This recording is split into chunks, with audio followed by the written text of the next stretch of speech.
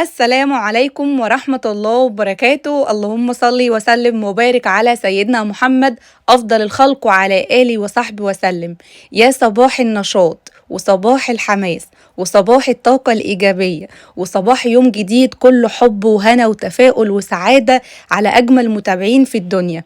يا رب كده يكون يوم كله هنا وحب وسعادة وجمعة مباركة وجمعة طيبة علينا جميعا. النهاردة بقى أختكم صاحية كلها حماس، عندي طاقة إيجابية متحوشة جوايا بقالي فترة، فقلت بقى النهاردة إيه أطلع وأطلع الطاقة الإيجابية والحماس الزايد اللي عندي ده أطلعه عليكم النهاردة. أيوة زي ما انتوا سامعيني كده دلوقتي.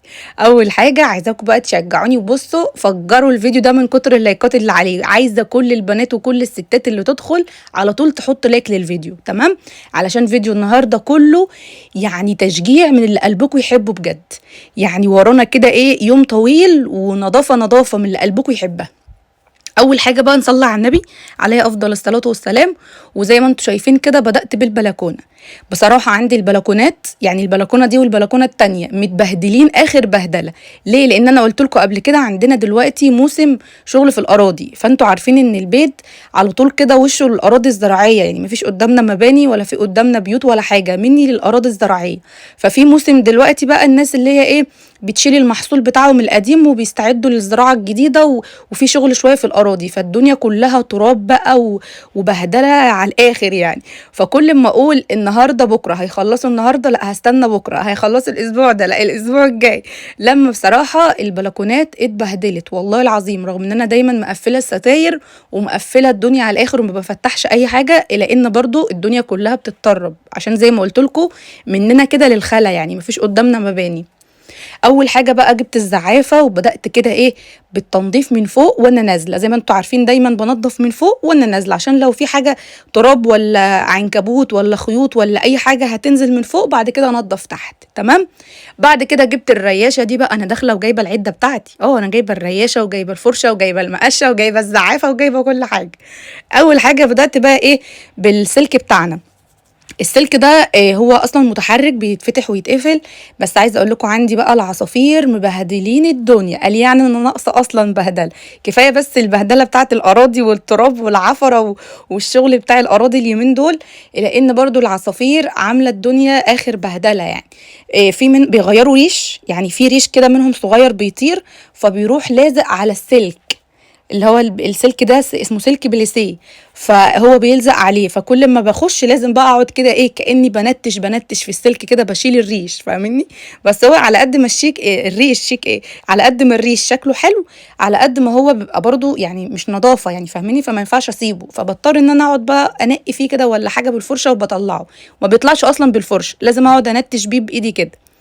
بعد كده نفضت بقى البرامق ودخلت كده على الارض كنستها وايه هيصه في النهارده هيصه. هنا بقى كنت مخزنه بصراحه المراوح بتاعتي هنا في البلكونه في الجزء اللي هو الاخير هناك، ومقفله بقى الستاير زي ما انتم شايفين. فالجو خلاص بدأ يحرر، فاحنا لسه لحد دلوقتي ما شغلناش اي مراوح، يعني لسه يا دوب بنعتمد كده على ان احنا ايه نفتح الشبابيك نهوي المكان، يبقى الجو كده ايه. مش عايزه افتح قوي عشان الولاد ما يتعبوش وياخدوا برد، كفايه انا كنت يا دوب طالعه من دور كحه وكان صدري واخد برد وكنت تعبانه جدا اليومين اللي فاتوا وكنت كشفت. هنبدأ بقى ندخل المراوح، بس عايزين يتغسلوا. انا نفضتهم كده تنفيضه على السريع بالفرشه ولا بالقماشه اللي كانت معايا، بس بعد كده هخلي ابو مالك يفك لي المروحه والوش بتاعها واخدهم إيه في البانيو كده ولا على الحوض واغسلهم، عشان ما يبقاش يعني لما نيجي نشغلهم ما يبقاش فيهم تراب ويطير علينا، يعني بيبقى منظر مش حلو، تحس ان الهوا جاي بتراب. بعد كده بقى جيت على المجرة بتاعت البيبان بتاعت البلكونات. بصوا العلف بتاع العصافير وبيبقى فيه قشر كده. انتوا عارفين العصافير وهي بتاكل بتروح واكله العلف نفسه وسايبه القشر، فالقشر بقى مع الهوا بيطير، يا لهوي مبهدل الدنيا اخر. بصوا انا بفكر ابيعهم انا بفكر ابيعهم وانا مش ناقصه بهدله والله العظيم. ده كفايه عيالي، يعني انضف لعيالي واربي عيالي ولا اربي العصافير ولا اربي نفسي ولا اعمل ايه مش عارفه وحياه ربنا. بصوا السلك اصلا كله مليان ريش عصافير، ما تقولوش بقى انت ما بتنضفاش على طول، لا ده انا على طول ما بدخل والاقي ريش بقعد اشيل بيه بايدي كده بصوابعي، يعني اقعد انقي فيه. والمجرى بقى مع الهوا، عشان قلت لكم ان البيت بتاعنا قدامه اراضي زراعيه، فمننا للهوا، فاهمني؟ فاول ما بفتح الباب، مع مثلا لو انا فاتحه الشباك ورايا، تلاقي الهوا ايه، بيعمل يخبط بقى في كله، فتروح بقى القفص بتاع العصافير منزل بقى، لو في قشر من العلف، لو في ريش طاير، لو في اي حاجه، فالدنيا كلها تتبهدل حتى في الاوضه نفسها. فمش عارفه والله اعمل ايه، اطلعهم من البلكونه يعني، اشوف لهم مكان تاني، هحطهم مثلا على السلم. بس هبقى عملت ايه برضو، ما هيبوظوا لي السلم، اي نعم مش هيبقى فيه هوا يعني. مش عارفه، قولوا لي بس انا حابه مكانهم في البلكونه، رغم كل البهدله اللي هم عاملينهم، الا اني انا بحب مكانهم هنا قوي، وخصوصا في اوضتنا، كفايه بس ان انا اصحى من النوم على صوتهم. يلا الحمد لله. بعد كده بقى خلصت كنس وخلصت تشفيط، انا كنست الاول بالمقشه، وبعد كده جبت المكنسه عشان اشفط المجرى بتاعه البيبان، عشان كانت يعني المقشه مش بتعرف توصل هناك كده، ولو عملت بفرشه ولا بايدي برضو مش هعرف. بعد كده بقى انا رفعت طبعا المنشر بتاعي على السور فوق، عشان اعرف انضف بقى براحتي. انا قلت لكم النهارده تنظيف من اللي قلبكم يحبه، فانتوا عارفين سماح لما بتقول حاجه بتبقى قدها ازاي. فتنظيف من اللي قلبكم يحبه، يعني نظافه عميقه من اللي انتوا بتحبوها. رحت بقى مخليه ابو مالك جاب الخرطوم، وراح مشغلهولي ووصلهولي في الحنفيه، وربطهولي جامد قوي بسلك كده عشان ما يتفكش ويبهدل لي الشقه، لان الخرطوم ده جاي من الحمام لحد البلكونه، ماشي كده في الصاله وداخل الاوضه لحد البلكونه. ورحت جايه ماسكه البرامق بقى زي ما انتم شايفين كده، غسيل غسيل غسيل. ما هو يا انا يا هي بقى، يا انا يا هي، يا انا يا البرامق. انا زهقت نظافه، بالمقشه بالفوطه بالفرشه زهقت. فقلت من فتره للتانيه كده بروح جايبه الخرطوم، مش هقولكوا كل اسبوع يعني، ممكن كل شهر ولا حاجه، بعمل التنظيفه العميقه دي، اللي هو بجيب الخرطوم واسيق الحيطان بتاعه البلكونه. بصوا بمسك البلكونه حرفيا بغسلها غسيل كاني بمرشها، يعني الميه فعلا بتبقى بتنضف، وبتبقى تحس ان انت بتشمي ريحه نظافه حلوه والله في المكان فعلا. وبالمره بقى رحت جايه غاسله المنشر، بنشر طبعا عليه كل يوم، فلازم برضو يبقى دايما نظيف. انا كل ما باجي انشر بيبقى معايا دايما طبق كده وفيه ميه وبريل، وبجيب قماشه وبروح ايه ممشيه عليه من فوق لتحت، عشان الهدوم ما تعملش زي سير تراب كده وتتوسخ وتعمل سير اتساخ يعني في الهدوم، خصوصا لو بيضه.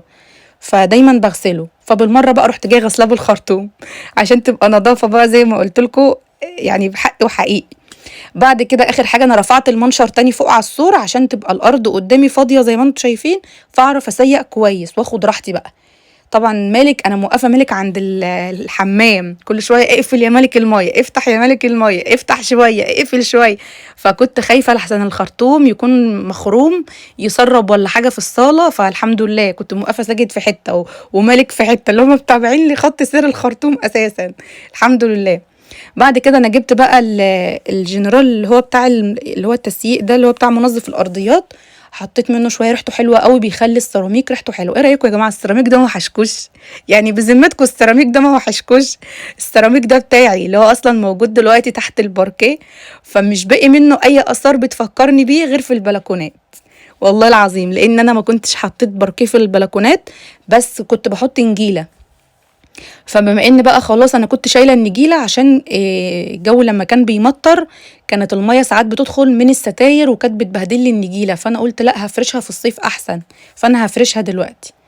هنا بقى استنيت لما الارض نشفت، طبعا عشان انا فاتحه الستاير والهواء، قلت لكم على طول البيت كده في وش الخلا، فنشفت في ثواني، اللي هو يا دوب على ما دخلت الخرطوم وشيلته عشان اتاكد ان محدش من الولاد يفتح الحنفيه فالدنيا تتبهدل في الصاله. فجيت ابص لقيتها نشفت. رحت جايبه النجيله، كنت ماسكاها غسلاها من حوالي 3 4 شهور ولفاهم، وكنت منشراهم على السطح لما نشفوا خالص، ورحت جايه فرشاهم زي ما انتم شايفين اهي. بتدي جو حلو قوي، بس هي حلاوتها في الصيف. ورحت جايه حاطه المنشر بقى مكانه، ومش هحط اي كراكيب خالص في البلكونه، هخليها كده هاديه ونظيفه. وبما ان بقى البلكونه بقت نظيفه والبرامق نظيفه والسور نظيف وكل حاجه كده فل الفل، هطلع بقى اللحاف بتاعي كده يتهوى ويتشمس وتبقى ريحته كده حلوه. نظافه بصحيح بقى يا جماعه، هي دي النظافه ولا بلاش؟ ايه رايكم؟ بذمتكم انتوا مش قاعدين دلوقتي مكانكم وشامين ريحه نظافه؟ انا عارفه ان انتوا اكيد شامين دلوقتي ريحه نظافه. ليه؟ كل حاجه اتعملت بضمير. انا ما بحبش الشغل اللي فيه كروته او الشغل اللي هو اي كلام. ليه؟ كده كده لو احنا مثلا اهملنا او عملنا حاجه اي كلام، طب ما احنا كده كده هنرجع نعملها تاني، وهتبقي انت اللي يعني بتعملي تراكم على نفسك، وانت اللي بتكركبي على نفسك. لا، خليكي دايما حس ان الدنيا سهله كده، فاعملي الحاجه بضمير بس. هتلاقي دايما ربنا بيصلح حالك ويبارك لك في بيتك وفي الحاجه اللي انت بتعمليها، وبيزيد البيت بركه بسبب ان انت دايما بتعملي الحاجه بنفس راضيه ونفسك متسامحه ومبسوطه من اللي انت بتعمليه. اوعي تعملي حاجه في بيتك ابدا وانت حاسه ان انت متقدره او تعبانه او متضايقه من اللي انت بتعمليه، او لو انا كل شويه انضف، انا كل شويه اعمل. هتيجي تبص تلاقي ربنا سبحانه وتعالى مش بيعوضك، هتلاقي دايما نفسيتك مش مرتاحه. والله العظيم اسمعي كلامي هترتاحي. هنا بقى طبعا كان عندي شويه هدوم اللي انا لميتهم من على المنشر، رحت جايه مطبقاهم ومدخلاهم، وجيت بقى هنا على السرير قلت بقى ايه، نظافه بنظافه بقى، يبقى البلكونه بالاوضه بالمكان كله. غير بقى الملايه وشلت الخداديات والمخده وكل ده هيتغير دلوقتي، ورحت جايه عند الغساله مشغلاها. والله العظيم انا يوميا عندي غسيل، والله العظيم. دايما الجو اصلا دلوقتي بقينا خلاص جو حر، زائد الولاد بقى اخدوا اجازه، فكل شويه يا اما عند حماتي يا اما عند امي يا اما عند حماتي يا اما بيطلعوا يلعبوا على السطح، فكل يوم بغير لهم، فكل شويه غسيل.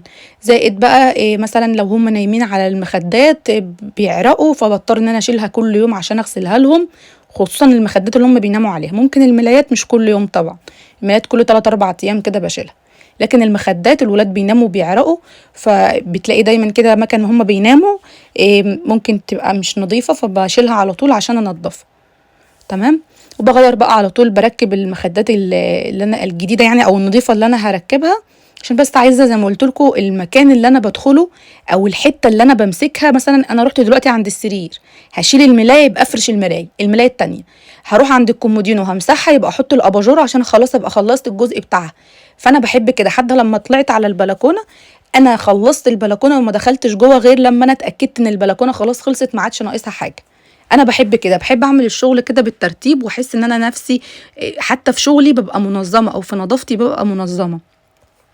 انا هنا بعد ما كنت رايحه افرش الملايه افتكرت ان انا بقالي فتره ما فرشتش الكفر، فبما ان برضو احنا بقينا في الحر والملايه طبعا خفيفه وبرضو ممكن تسرب عرق او اي حاجه فيبقى في مثلا اصفرار في المرتبه، فقلت لا هفرش الكفر. بيكون بصراحة حماية ونظافة ووقاية برضو للمرتبة، اللي هو ممكن يقع عليها أي حاجة. احنا ساعات ممكن نبقى سهرانين، أبو مالك معاه كوباية شاي بيلعب في الموبايل بيتفرج على الشاشة أي حاجة، فاللي هو نبقى عاملة احتياطاتي. انتوا عارفين احنا ممكن نتعرض لأي حاجة من الحاجات اللي زي دي، فأبقى واخدة يعني عاملة احتياطاتي، أبقى مأمنة نفسي عشان حتى لو حصل حاجة ما تزعلش. تمام. بعد كده رحت جاية فرشة الملاية اهي. الملايات دي يا جماعة تحفة تحفة، والله العظيم مش ندمانة أبدا أبدا. بالعكس، ده أنا كل ما يجي قدامي فرصة أنا خلاص يعني عمري في حياتي ما عدت هستخدم الملايات اللي بتتجاب جاهزة دي. دي أنا كنت عاملاها طبعا تفصيل معمولة لي مخصوص، حلوة قوي، بتتاخد بالمقاسات. انت مثلا لما تيجي تعمليها مخصوص على مرتبتك أو على مخداتك، بتقولي مثلا اللي انت عايزاه على المقاس، الطول العرض مثلا انت عايزاها استك مش استك، عايزه لونها ايه، عايزه مشجره، عايزه ساده، عايزه ماتشنج ما بين الاتنين. بصراحه حلوه قوي والله، مريحيني جدا. بتخلي الاستك بتاعها ده بيدخل تحت المرتبه، فتخلي الملايه ثابته، ما تقعدش بقى تتزحلق ولا الكلام ده. حتى برضو في اوضه ملك وساجد بقوا مريحيني قوي، مهما يلعبوا مهما يتنططوا الملايه ثابته على السرير الحمد لله. هنا طبعا بحط بقى المخده والخداديات وهنا ساجد جايب لي الفيل ده، بقول لي يا ماما خلي الفلافيل ده عندك، خديه حطيه في حضنك. فبقالي اسبوع بيخليه ينام معايا على السرير، مش عارفه ليه، زهق منه ولا ايه. اصل هم عندهم حاجات كتير على السرير، فراح جايب لي الفيل ده بقول لي خلي الفلافيل ده معاك يا ماما، وانت رايحه تنامي كل يوم خديه في حضنك. فهعمل ايه، بسمع كلامه. فاخدته بقى، وما باجي انام بيبقى محطوط على السرير وخلاص. هنا بقى جبت الكوفرته دي بتاعه الطقم برضو، فيها وش مشجر ووش ساده. فبما اني بقى بفرش دايما الملايه بتبقى مشجره، فبحب اكسر اللون، فبحط الكوفرته تكون ساده عشان ما يبقاش كله مشجر في مشجر يعني. تعالوا بقى هنا بصوا الركن ده اللي هو اخر حته كده عند الكوميدينو في الاوضه، اخر ركن في الاوضه يعني. بصراحه كنت لما بقى الزينه بتاعه رمضان، لما يعني كل سنه وانتم طيبين كده، لما رمضان خلص فانا ما كنتش عارفه احطهم فين، فكنت حاطه كل حاجه منهم كده في كيس، فجيت ابص لقيت عندي اكياس كتير، ولقيت الحاجات عامله زحمه وكركبه، ولقيتهم بصراحه هيتطربوا. يعني احنا لسه اهو يا دوب رمضان خلصان بقالنا شهر، فلسه 11 شهر، يعني بتتكلموا في سنه. فاللي هو لو سبتهم كده هيتبهدلوا وهيتطربوا وهيتكسروا، وعاملين لي زحمه ومكركبين المكان. فرحت طالعه على السطح قعدت ادور كده على كراتين، فلقيت عندي كرتونه كبيره كده بتاعه الميكرويف. بصوا الحاجات دي طبعا جبس، فكانت هتتكسر لو اتسابت كده. اهي بصوا جبت الكرتونة دي، انا مسكتها نفضتها كان فيها حاجات برضو ف والله لسه عندي كحة. فرحت جايه ماسكاها منفضاها فوق، وقلت بقى ايه هرص فيها الحاجة. هي ما شاء الله كبيرة، يعني هي اصلا مش باين حتى حجمها في التصوير ده، هي كبيرة قوي، ما كنتش قادرة اعديها من باب الشقة كبيرة. فرحت منفضاها وقلت بقى ايه هحط فيها الحاجة، وبعد ما هرتبهم واحطهم هروح جايه مدخلهم تحت السرير، وابقى ناسياهم بقى لحد ان شاء الله باذن الله كده. يعني لو كان لينا عمر ان شاء الله يعني، وربنا احيانا، إيه رمضان بقى الجاي بدل ما اشتري تبقى الحاجة عندي، لان كل سنة والله العظيم الحاجة بتزيد اضعاف اضعاف. فبجد ربنا يا رب يكون في عنا، وربنا يا رب يقدرنا كلنا، إيه ويقدر كل واحد على مسؤولية بيته وعلى عياله وعلى حياته، لان فعلا الدنيا بقت صعبة وربنا معانا بجد. فانا بقى ايه قلت بدل ما اسيبهم يتبهدلوا واجي السنه الجايه اشتري، لا ده انا هحافظ عليهم واعينهم. بصوا الشنطه دي كان فيها كلها حاجات كهرباء، اللي كنت عامله فيها الزينه بره على البيت وعلى البلكونات، وفي نفس الوقت كنت حاطه حاجات في الشقه. بصوا هو الفانوس ده اللي عامل زحمه منه كبير، مش راضي يدخل جوه الكرتونه، فرحت سايبه الطرف بتاعه كده بره. وابو مالك بقى جه بصراحه ساعدني في التقفيل بتاع الكرتونه، لان بصراحه ما عرفتش خالص، هو اللي جه عملها لي كويس عشان برضو ما يدخلهاش تراب. وهندخلها اسمها ايه، تحت السرير، تحت المرتبة يعني. تمام. انا كنت مستنية مالك يجيب لي بكرة اللزق. طبعا انا شلت المشترك اللي هناك ده، لان احتمال نعوزه ساعات، ببقى مثلا عايزه اعمل وصلة فيشة من مكان لمكان، او مثلا هعمل مشترك ما بين فيشة وفيشة. فقلت بدل ما احطه في الكرتونة وانسى، ولما اجي اعوزه اشيل تاني المرتبة واقعد ادور تحت السرير، لا ابقى انا كده ايه اخدها من قصرها واحطه قريب مننا، لان بنعوزه يعني. فطالما بنعوزه يبقى نخليه قريب من ايدينا، بدل ما نقعد كل شوية ندور عليه وما نلاقيهوش. بقفل طبعا انا معرفتش اقفل صح، ابو مالك والله يصلح حاله هيجي يقفلها كويس، وكنت سايبه الجزء اللي بره ده كده، قام قايل لي لا هعملهولك حلو، اوريهولكوا دلوقتي. بصوا هنا ابو مالك عملها ازاي، راح جايب الطرف اللي هو الجناح ده بتاع الكرتونه اللي هو بره، راح مقفل على راس الفانوس كانها كده تحس ان هو طربوش في نفسه، بس كويس عشان ما يدخلهاش تراب برضه. وراح مقفل لي الكرتونه حلو قوي اهي. بصوا الكرتونه دي اصلا بتاعت الميكرويف بتاعتي، بس مش مشكله، انا كده كده ما عدتش عايزاها، لان كده كده عدى سنه فبقى خارج الضمان يعني، فما بقتش عايزه الكرتونه. بعد كده بصوا بعد الترتيب اللي انا عملته كله للسرير وفرشت الملايه والدنيا كانت فل الفل، هرجع ارفعهم تاني وادخل الكرتونه دي تحت السرير. بس بصراحه هي انسب مكان ليها تحت السرير، يعني ده المخبأ بتاعي دايما. لما بكون عايزه اخبي حاجه كده ملهاش لازمه ولا ليها عوزه دلوقتي، بروح حطاها تحت السرير. حتى لسه البطاطين واللحافه والكلام ده كله هخزنه برضو تحت السرير، ما بيبقاش فيه حته قد كده فاضيه، بيبقى كله مليان. بصوا تحت السرير نظيف وزي الفل ازاي، شايفين؟ عشان تعرفوا ان اختكم دايما نظيفه وشاطره. بقى لو انا برفع في المولل دي دلوقتي وفي بقى وبر وحاجات كده تراب من اللي بتبقى تستخبى جوه، يا لهوي، يعني كنت بتقعدوا دلوقتي تتريقوا عليا. هنا بقى جيت على الكومودينو، قلت بقى ايه امسك الاتنين كومودينو كده انضفهم، عندي بيشيلوا تراب بطريقه صعبه قوي. والله ما عارفه ليه، يمكن عشان لون الازاز غامق، يعني الازاز بتاعهم اللي فوق على الوش غامق، ولا عشان ايه، او ممكن عشان زي ما قلت لكم كان عندنا اليومين اللي فاتوا في شغل. بس هو حتى يعني في الايام اللي ما فيش فيها شغل برضو بيشيلوا تراب. بصراحه انا صريحه بصراحه، يمكن عشان كل يوم بفتح الشبابيك، يعني كل يوم بفتح الشبابيك اول ما اصحى من النوم، يعني كل يوم قبل ما اروح الحمام اصلا اغسل وشي بكون انا فاتحه شبابيك اوضتي ومرتبه سريري ومنضفه الدنيا، بتبقى ده كده الروتين بتاع كل يوم اللي انا بعمله. اول ما اصحى انضف على طول سريري وارتبه، سواء كنت هشيل الملايه او لا، واحط مثلا اللحاف او الغطا اللي بنتغطى بيه يتهوى، وافتح شباكي وبلكونتي واطلع بقى، ابقى طالعه من الاوضه والاوضه مترتبه اساسا. فهنا بقى رحت برضو على الكومود التاني وبرضو بنضفه. وبصوا الشواحن بقى، الموبايلات، السماعات، كله كده الدنيا خربانة على الاتنين كوميدينو بتاعي وبتاع ابو مالك. فالشواحن طبعا اساسية على الكوميدينو، ده اساسي. هنحطهم فين؟ دايما بنيجي نشحن واحنا رايحين ننام، او خلاص خلصنا لعب في الموبايل نحط التليفون على الشاحن وننام، او لو احنا سهرانين فيبقى اصلا في الشاحن واحنا شغالين اساسا على الموبايل. خلاص كده خلصت. اخر حاجه بقى جبت المكنسه الكهربائيه، عشان طبعا ما عادش ينفع بقى اعمل بالمقشه، ده انا منضفه البلكونه، ده انا اتهد حيلي وفرشت السرير وخلاص كل حاجه لمعت الكوميديون وظبطت الدنيا. فقلت بقى ايه، اشفط بالمكنسه عشان يبقى الدنيا هاديه ونظيفه ومفيش تراب يرجع يعفر او يطرب الدنيا معايا زي ما اكون هعمل بالمقشه العاديه يعني. ورا الباب بقى، وبصوا كل حته في الاوضه وكل ركن في الاوضه هبدا اشفطه كويس قوي بالمكنسه عشان تبقى خلاص الاوضه كده فله كده فله. بصوا كل اللي انتوا شايفين ده بالظبط كده مني بالظبط، يعني هي البلكونه اللي اخدت مني وقت شويه، قولوا ساعتين. ليه؟ لان البلكونه انا جبت لكم اجزاء، بس انا فضلت بقى اللي هو ايه، اغسل في البرامق كتير، واستنيت شويه على ما هي نشفت، وقعدت اعمل في المجرى بتاع البيبان، وشطفت الارض وشطفت المنشر وكده، فبالظبط ساعتين. لكن لو كل يوم كده بدون تسييق وبدون نظافه عميقه يعني ساعه، ساعه الا ربع.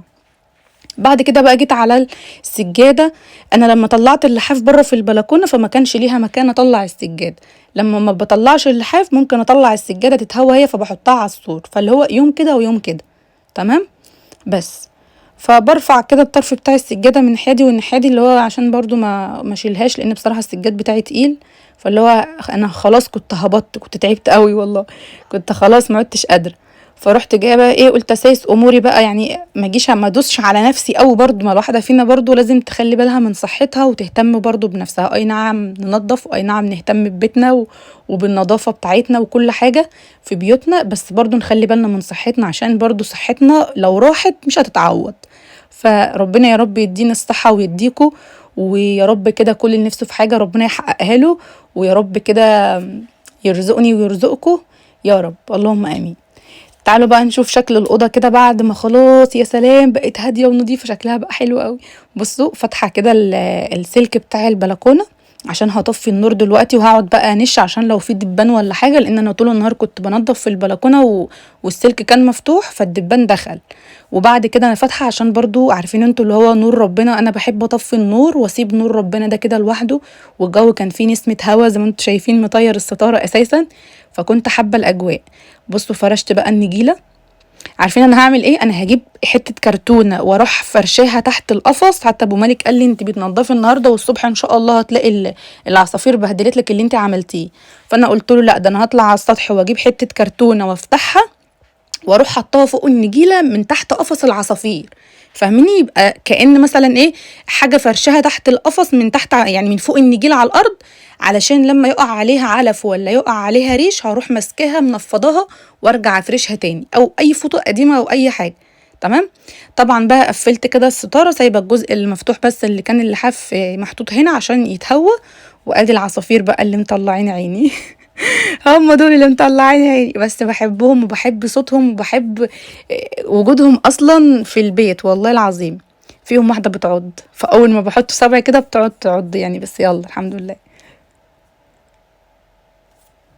ومنضفه لهم الدرج اللي تحت ده بيتشال وبيتنضف، فوالله العظيم بهتم بيهم كانهم هقول لكم ايه، كانهم عيالي كانهم عيالي. تمام. البلكونه بقت نظيفه وهاديه، وشلت منها المراوح وما كنتش حاطه فيها اي كركبه خالص. المطبخ ايه، انا دماغي في المطبخ عشان كنت في الوقت ده مستعجله وعايزه الحق اروح عشان احضر الغدا. كل حاجه بقت تمام. الكرتونه اللي هناك الصغيره دي والشنط زي لبس جديد، لسه لبس جديد جايبه ليا هبقى اوريه لكم. تمام.